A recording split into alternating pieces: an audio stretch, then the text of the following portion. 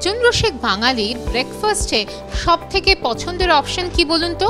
বেশিরভাগ মানুষই বলবেন লুচি তরকারি। তো কলা পাতায় লুচি, কচুরি, তরকারি সকালবেলা যদি জমিয়ে খেতে চান তাহলে আদি হরিদাস মোদক অন্যতম ডেস্টিনেশন। আজ এবিপি আনন্দ খাইবার পাস ফুড আওয়ার্সের সন্ধে আমরা তাদের সম্মানিত করতে পেরে গর্বিত।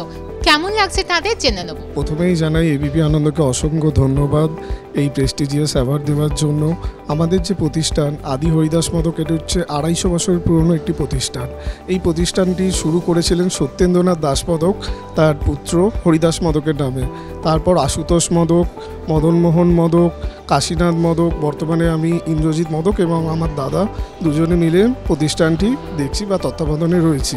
সবথেকে অবাক করা জিনিস হলো, কখনো দেখি দোকানে ক্যাশ বাক্সে বসে কোনো 70 বা 80 ঊর্ধ্ব বয়স্ক মানুষ এসে যখন বলে তিনি তার দাদুর সাথে এসছিলেন এই জায়গায়, তখন সেটা জেনে যে খুশি ভাবনা হয় সেটা বলে প্রকাশ করা যায় না।